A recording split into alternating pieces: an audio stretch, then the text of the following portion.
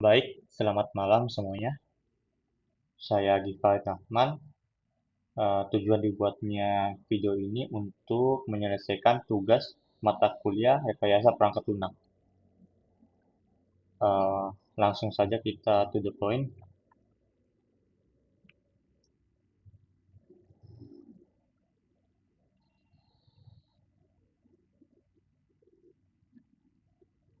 Oke, sebelumnya sudah ada tugas satu untuk rekayasa perangkat lunak, yang dimana juga menyuruh untuk membuat video.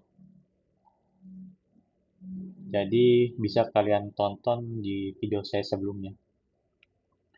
Jadi di tugas satu rekayasa perangkat lunak menyuruh untuk membuat sistem request dokumen dan sekarang di tugas duanya adalah lanjutan dari tugas satu itu sendiri. Tugas-tugasnya adalah sebagai berikut, buatkan video presentasi untuk desain ERD dan DFT dari tugas satu. Terus poin kedua, desain user interface-nya. Lalu lakukan verifikasi dan validasi terhadap aplikasinya.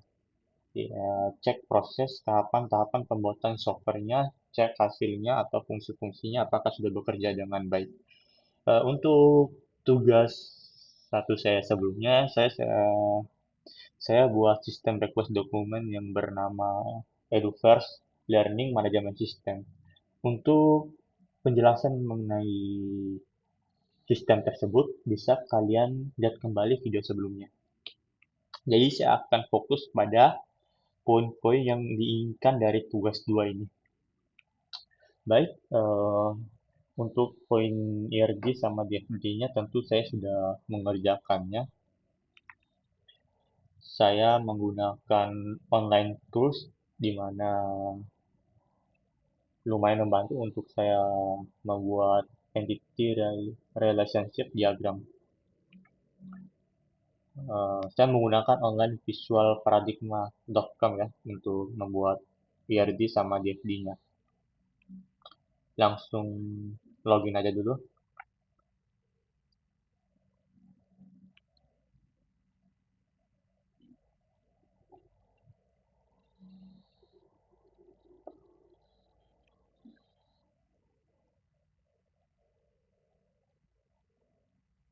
Oke, sudah masuk ke halaman dashboardnya, langsung aja masuk ke workspad-nya.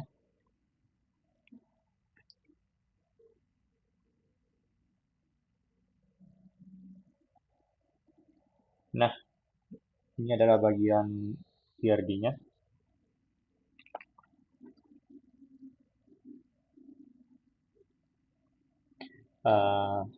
Ditunggu sebentar, masih proses login.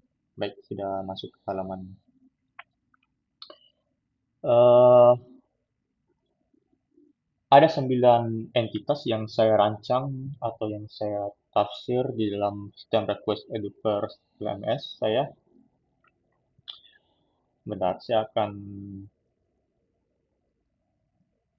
buat dulu ini detailnya.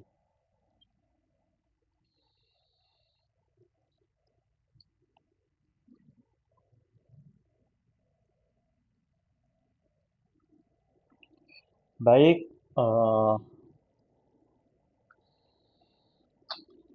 saya coba kerjakan sedikit.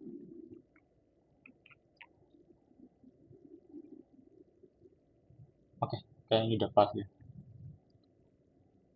Agak jauh dikit. Oke, mungkin udah pas di mata saya ataupun semoga di mata kalian juga udah pas nih. Baik, jika dihitung ada 9 entitas yang saya bangun. Ada entitas user yang mengarah ke course, terus enrollment, ada yang mengarah ke course, ada yang mengarah ke modul, terus user ada yang mengarah ke attendance, terus modul mengarah ke assignment, begitu juga sebaliknya, dan yang terakhir ada submission. Baik, eh, entitas user ya. Entitas user itu mewakili semua orang yang menggunakan sistem tersebut. Ada siswa sama guru. Di dalam user ada atribut, atribut yang mewakili entitas user itu sendiri. Ada atribut user ID. Ini eh, ID unik setiap pengguna. Berarti ini ID unik yang digunakan guru maupun siswa untuk mengelola aplikasi Eduverse LMS ini.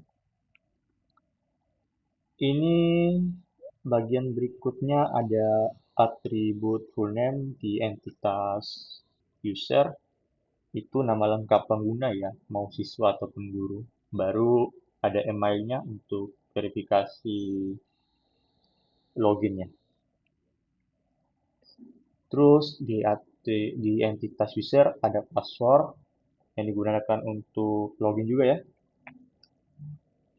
serta role yang berperan penting untuk membedakan peran pengguna antara student atau teacher, siswa atau guru lah. Kalau dilihat-lihat user, entitas user mengarah ke enrollment. Entitas user boleh memiliki banyak enrollment. Enrollment ini bisa dimaksud penghubung antara user sama course ya, user sama course. Enrollment ID ini yaitu meliput ID unik ya saat pendaftaran. Terus ada student ID-nya, dia masuk ke kategori Foreki ya, Fonreki untuk user yang berperan sebagai siswa. Terus ada course ID. Ya, ini Foreki juga ya untuk course yang diikuti ya. Ya, course ID-nya untuk eh, course yang diikuti di entitas course ini. Enrolled at itu tanggal mendaftar ke course atau tanggal kapan pendaftaran course. Kenapa saya simpannya di enrollment? Karena memang enrollment entitas untuk penghubung antara user dan course ya. Jadi ya itu kenapa saya simpannya di enrolled at. Nah, ini progress percent atribut di enrollment yang menjadi persentase progres belajar.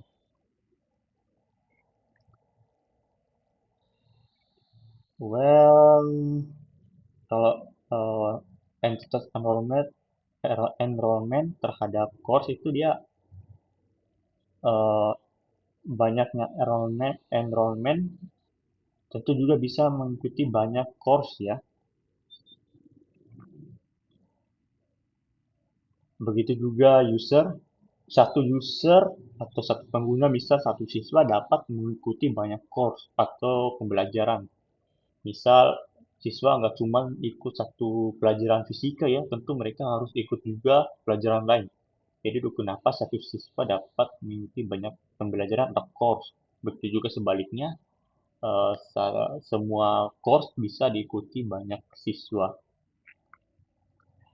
Oke, di dalam course memiliki beberapa atribut, yaitu ID unique course-nya menjadi 5K-nya ya, yaitu course ID-nya. Terus ada titel, judul dari pembelajaran itu sendiri ya, misal fisika ya untuk kelas 12. Terus deskripsi, description ya bahasa Inggrisnya, deskripsi untuk course tersebut, pembelajaran. Lalu ada kategori ya, yaitu kategori atau mata pelajaran yang jadi bagiannya. Apakah dia masuk course IPA atau course IPS? Terus ada teacher ID yang jadi atribut dari course. Teacher ID merupakan atribut storage key untuk user yang jadi pengajar course. Terus ada create, yaitu atribut pada course eh, waktu dibuatnya course itu sendiri atau pembelajaran. Terus ada status, apakah statusnya ini sukses atau belum, itu ya untuk atribut course. Oke, kita masuk ke mulai ke mana dulu? Oh ya, kita mulai dulu ke modul ya. Modul sendiri ada hubungannya sama course, yaitu hubungannya satu pembelajaran atau satu course dapat memiliki banyak modul. Modul yang dimaksud itu tempat modul atau wadah seperti materi yang diisi di dalamnya ya. Hmm, eh, kita bahas atributnya ya. Ada modul ID ya tentu primakainya ID unik modulnya itu sendiri. Terus course ID. Course ID ini FK-nya ya atau foreign key-nya untuk course induk. Terus ada titelnya atau judul modulnya ya. Misal di dalam course fisika ada modul yang berjudul gerak jatuh bebas ya untuk siswa kelas 10 kategori IPA. Oke, terus ada konten. Ya, tentu itu isi atau link materinya ya. Bisa berupa isi atau link materi yang dimaksud. Terus ada tipe. Tipe yang dimaksud ini adalah format dari modul tersebut. Mungkin bisa berupa video, teks, kuis, atau PDF, ya, dan lain-lain lah. Terus ada order index, atribut dari modul itu sendiri. Ini berisi dia kayak sorting ya, atau memposisikan urutan tampil modul dalam course tersebut. Kita masuk ke entitas selanjutnya yaitu assignment. Assignment sendiri memiliki hubungan dengan modul dan submission.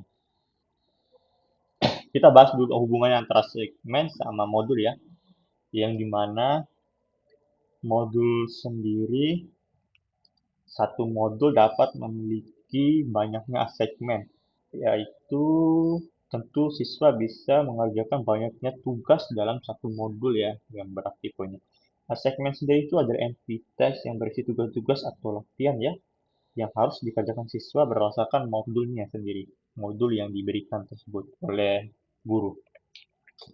Well, jadi segmen ini memiliki beberapa atribut ya. Ada segmen ID-nya yang pasti berupa prima key-nya itu sendiri yang menjadi ID tugas ya.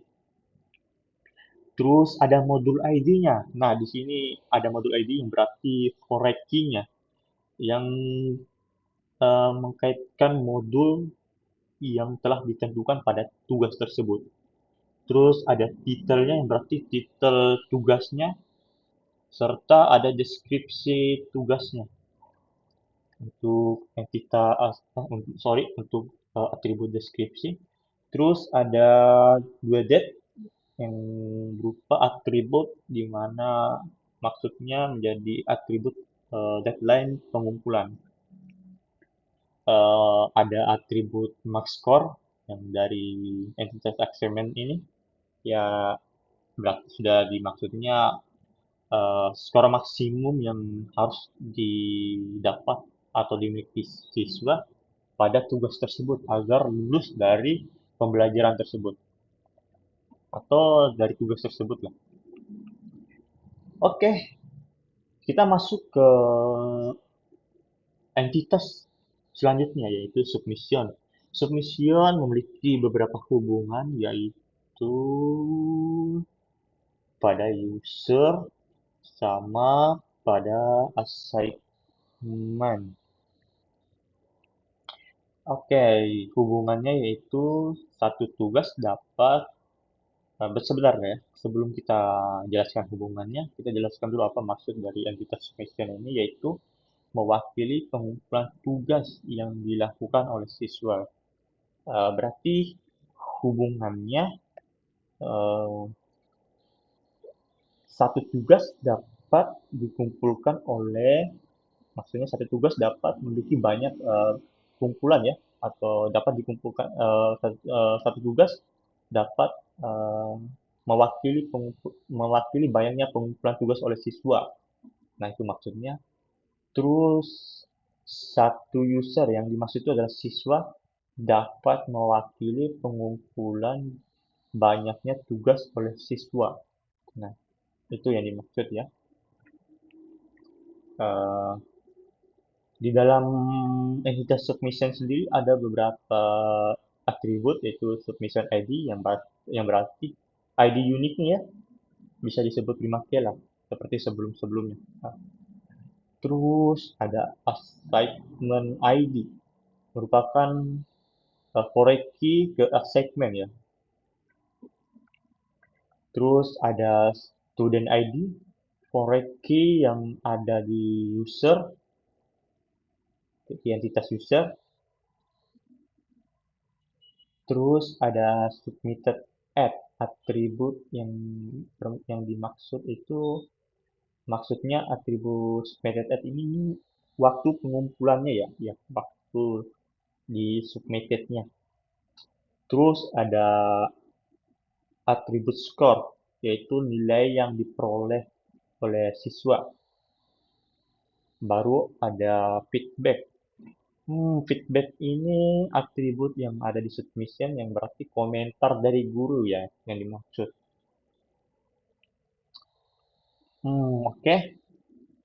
Itu hubungan antara submission sama segmen dan submission sama user. Terus ada atribut terakhir yaitu attendance. Eh, Attendance sendiri ini dia kayak bukan, sorry, bukan atribut ya, tapi entitas. Entitas attendance itu dia mewakili untuk merekam kehadiran siswa ya, dalam setiap pertemuan, yang berarti bisa online ya atau offline. Eh, Entitas attendance sendiri memiliki hubungan dengan user ya, dengan user. Berarti satu siswa dapat menginput banyaknya kehadiran dalam setiap pertemuan online maupun offline. Di dalam entitas attendance ada beberapa atribut, yaitu attendance ID yang berarti prima key-nya. Terus ada course ID yang tentu sudah menjadi core key di entitas course tadi di atas.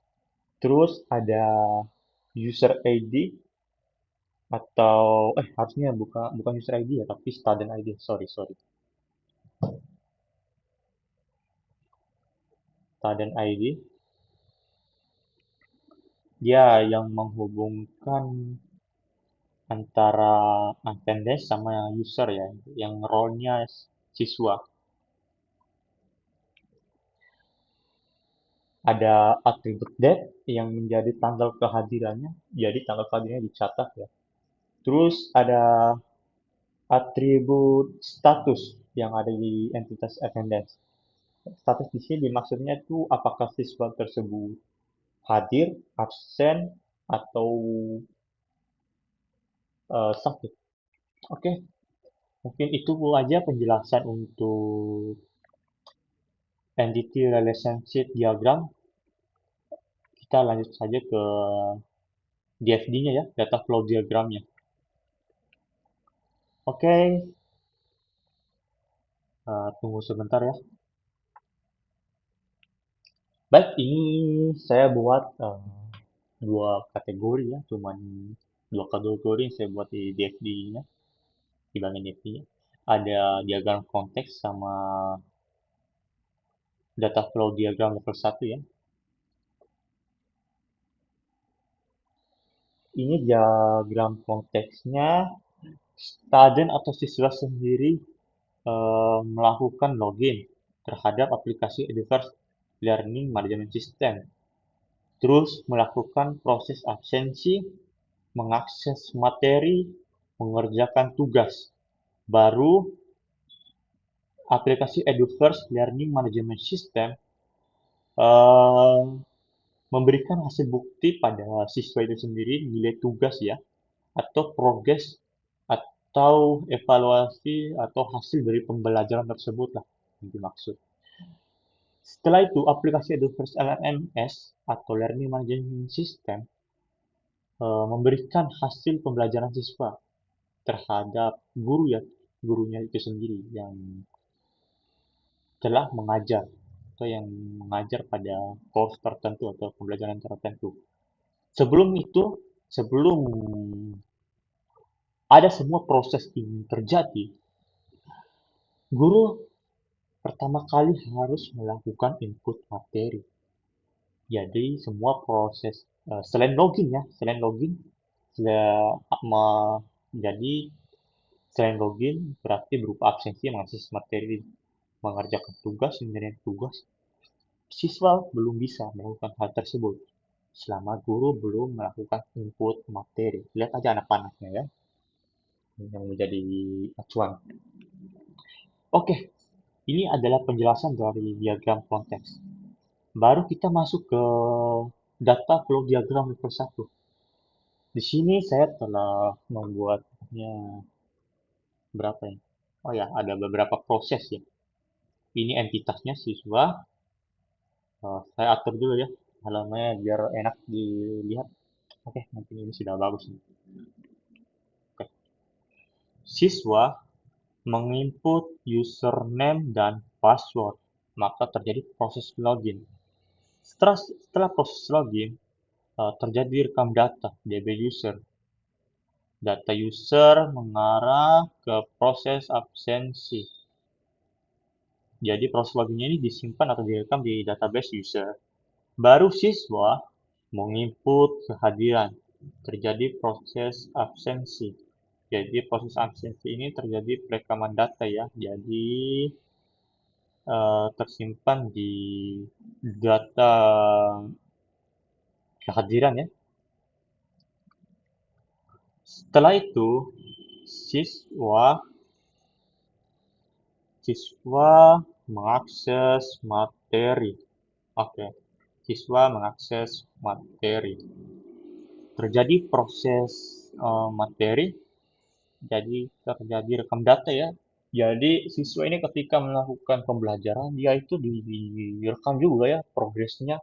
Misal dia belum selesai membaca materinya, berarti progresnya ya berarti belum kecatat selesai ya.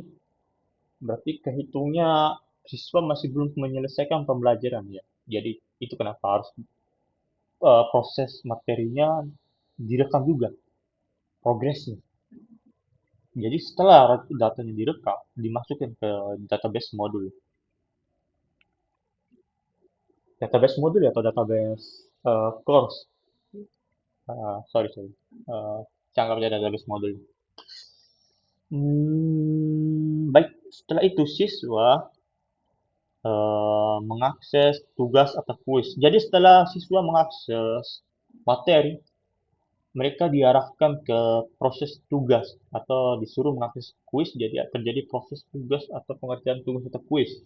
Jadi selama siswa masih belum mengakses pada proses pembelajaran, pada proses materi, mereka belum bisa mengakses tugas karena tugasnya terjadi unlock selama progres dari proses absensi sama proses materi belum diselesaikan pada pertemuan, maksudnya pada suatu pertemuan. Setelah siswa melakukan proses tugas, terjadi rekam data. Jadi dari semua database jadi dari semua proses ini direkam datanya, dimasukkan ke database. Jadi semuanya dimasukkan ke dalam proses hasil pembelajaran siswa. Jadi semua yang telah siswa lakukan, telah semua mereka lakukan, yang telah mereka proses lakukan. Jadi semua proses yang siswa lakukan, semuanya masuk ke dalam proses hasil pembelajaran siswa. Jadi semuanya telah dimasukkan proses hasil pembelajaran siswa yang dijadikan eh, rapor ya. Kalau bukan rapor ya hasil dari pembelajaran siswa itu sendiri yang dapat dilihat oleh guru maupun siswa. Jadi siswa dapat mengakses hasil pembelajarannya,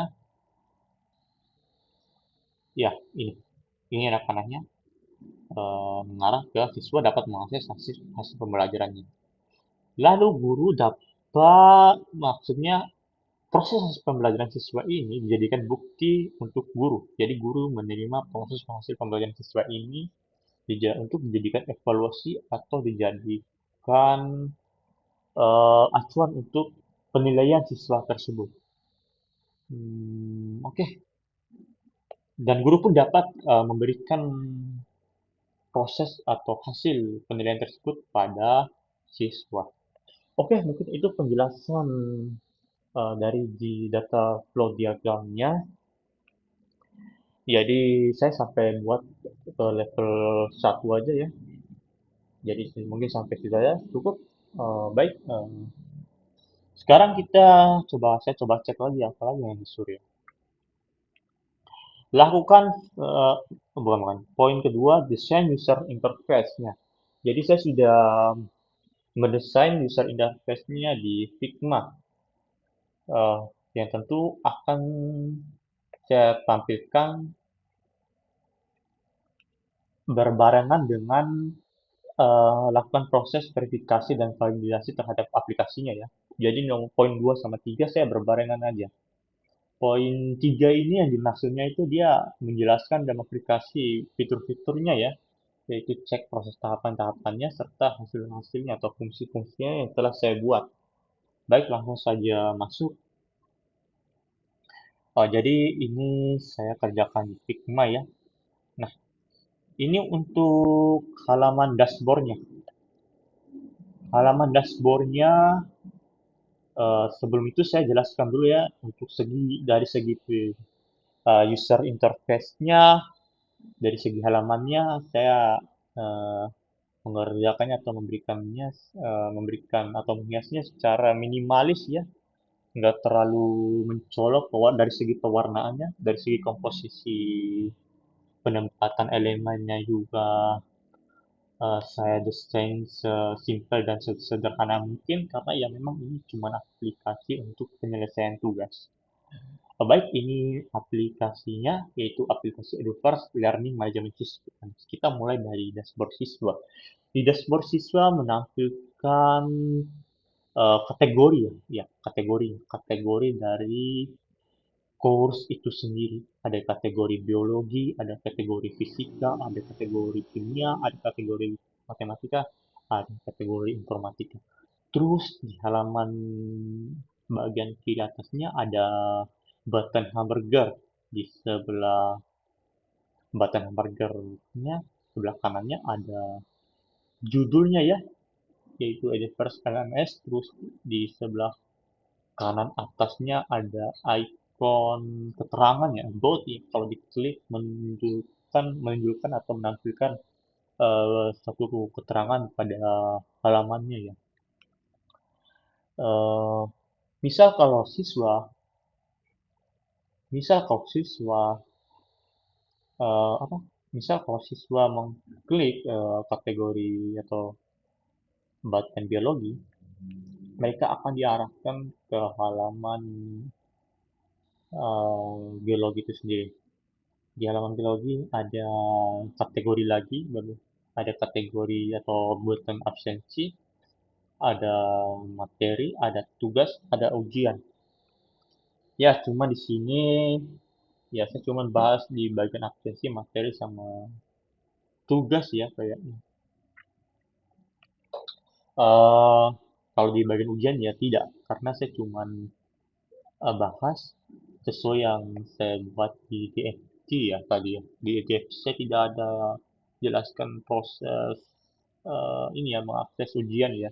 Ya berhubung juga pernah saya kejar deadline ya, jadi terburu-buru, jadi saya cuman kejar apa yang bisa saya kejar gitu. Saya akan kerjain apa yang bisa saya mampu kerjakan. Jadi saya lakukan seminimal mungkin, semaksimal mungkin. Seminimal yang dimaksud seminimal mungkin itu aplikasinya ya, saya buat seminimal mungkin agar sesuai dengan standar yang diinginkan soalnya.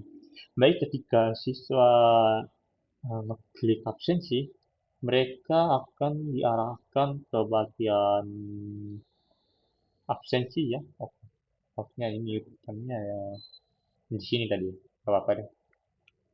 Di bagian absensi kehadiran, eh, siswa dapat mengambil gambar ya. Jadi mereka nggak perlu lagi eh, menulis nama ya. Andre, misal menulis nama Andre pertama kelas 12 IPA 2 pelajaran fisika atau guru Dewi Endang ya. Atau gurunya Dewi Endang SPD ya. Tidak. Karena mereka setelah melakukan proses login, semua datanya mereka sudah terekam ya di dalam proses absensi kehadiran. Ya cuma yang di sini ditekankan apakah siswa tersebut hadir atau tidak di dalam satu course atau pembelajaran. Jadi, untuk menandakan bahwa siswa itu hadir dalam satu course atau tidak, mereka hanya tinggal mengklik button ini ya, button centang ini hadir di pertemuan. Baru mereka tinggal memencet button kirim ya untuk memvalidasi apakah mereka hadir atau tidak. Nah, ini untuk halaman absensi kehadiran. Terus ada halaman materi ya, kalau siswanya mengklik halaman materi, mereka akan diarahkan ke sini ya, ke sini. Halaman kategori mata pelajaran ada materi satu yang di sini di dalam boxnya ada judulnya lagi, materi satu, terus ada subjudulnya lagi untuk judul materinya, terus materi 2 untuk subjudulnya lagi, perkembangan misal perkembangan bioteknologi ya, terus ada tanggal kapan diuploadnya materi, di jam berapa ya. Terus ada juga fitur yang dapat, maksudnya yang sering dibuat ya di beberapa aplikasi, yaitu fitur sorting sama fitur filter ya. Saya gunakan di sini pakai ikonnya untuk saya tandai.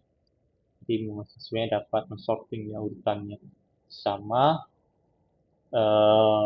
memfilter ya, yang ingin muncul materi keberapa. Well, ini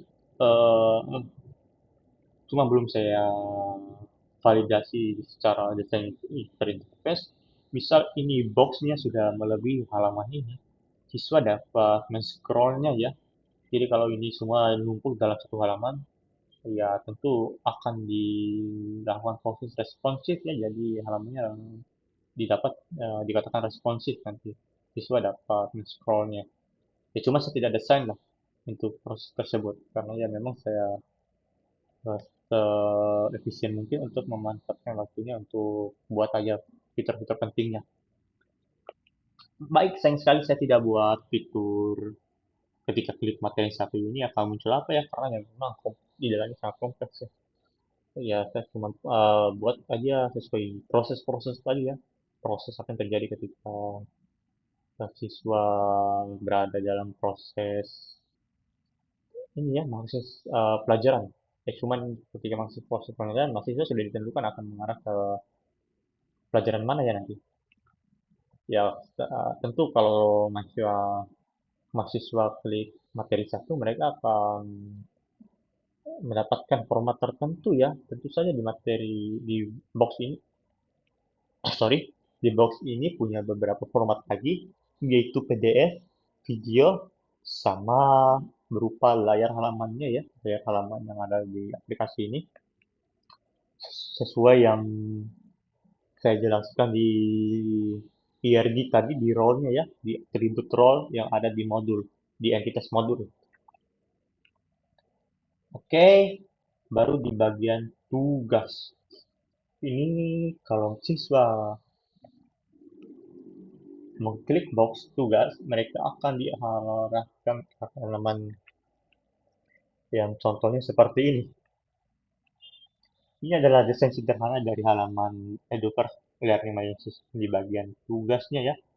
Jadi akan ditampilkan judulnya tugas materi satunya, soalnya, subtitle soalnya, di sini ada timernya ya, baru di dalam boxnya lagi ini ada soal sama jawaban yang diperlukan siswa untuk memilih di mana jawaban yang benar. Baru setelah itu mereka akan kirim untuk melanjutkan ke tahap selanjutnya atau menyimpan jawaban yang benar ya. Setelah semua pos ini dikerjakan, siswa akan mendapatkan hasil dari progres pembelajaran mereka itu sendiri, yaitu berupa hasil pembelajaran ini adalah user interface dari hasil pembelajaran ya. Ada judulnya hasil pembelajaran sama subtitlenya yaitu mata pelajaran biologi ya. Yang ini ketika ini adalah halaman progres belajar mata pelajaran biologi. Di dalamnya ada elemen picar ya, picar diagram. Baru di bawahnya ada keterangan progres dari absensi itu sendiri, eh, progres dari materi, sama progres dari tugas kuis, ujian. Progres dari ujian itu ada predikat. Predikat ini ada evaluasi atau kategori mana yang mereka dapat sesuai yang ada di nilai yang mereka dapat ini dari progres hasil pembelajaran. Terus ada peringkat. Mereka urutan keberapa dari mata pelajaran biologi ini. Misal eh, isi B ini dia dapat mata pelajaran biologi ini dia dapat 89 dari 20 siswa, berarti di atasnya lagi ada juara ada peringkat 2 sama peringkat 1 ya. Yang lebih nilainya dari si B ini ya, 89. Berarti di atas 89. Baru ada catatan guru yang berarti ini catatan dari guru itu sendiri. Ketika guru mendapatkan notifikasi ya dari siswa tersebut, eh, mendapatkan notifikasi dari progres atau evaluasi siswa tersebut ya, evaluasi pembelajaran siswa tersebut, guru bisa memberikan catatan di sini. Jadi guru bisa memberikan catatan, baru siswa dapat melihatnya, contoh ya, kembangkan lagi cara kamu mengerjakan soal. Begitu ya. Oke. Oh, mungkin sampai situ aja ya, user interface-nya. Ya, cuman di sini ada beberapa halaman yang tidak saya buat ya, mungkin karena faktor efisiensi waktu ya atau gimana ya, karena memang juga lagi sibuk-sibuknya. Iya ya, satu satu halaman penting yang saya lupa buatkan ya, ya itu halaman login ya. Kalau bisa saya jelaskan ya, saya jelaskan saja ya halaman loginnya, karena berhubung saya lupa membuatnya ya. Dan tentu saja halaman loginnya, ya halaman login standar ya yang biasa ada di dalam aplikasi atau website ya. Ya, ya, di mana ada form login sama form password ya. Iya, benar. Eh, nggak ada halaman registrasi, nggak ada. Yang berarti siswa tidak dapat melakukan proses registrasi. Mereka hanya dapat melakukan proses login sama yang dimana pas loginnya mengisi username sama password ya. Ya, kalau untuk masalah registrasi, sejak awal aplikasi ini eh, di mana username sama password siswa sudah dibuat oleh guru sendiri, dibuat oleh guru itu sendiri, guru yang telah menyediakan atau memfasilitasi eh, atau yang berurusan sama administrasi siswa ini. Jadi guru tersebut yang mengelolanya, guru tersebut yang memberikan password sama username kepada siswa itu sendiri. Jadi siswa tinggal melakukan proses login dengan username sama password yang telah diberikan oleh guru. Yang bisa berarti gurunya mungkin di bagian administrasi atau bagian balik kelas. Oke. Terus kalau misal siswa mengalami lupa password, siswa dapat mengajukan proses lupa password itu pada guru ya atau pada orang-orang yang memiliki kekuasaan atau memiliki kuasa terhadap pengelolaan data siswa tersebut pada aplikasi Eduverse Learning Management System. Oke, karena berhubung saya sudah merekam video ini terlalu lama ya, mungkin sudah hampir 40 menitan ya. Mungkin sampai sini aja dulu pembahasan saya. Jika ada tutur kata yang kurang atau yang salah, mohon dimaafkan ya. Eh, saya tutup. Wabillahi taufiq wal hidayah. Assalamualaikum warahmatullahi wabarakatuh.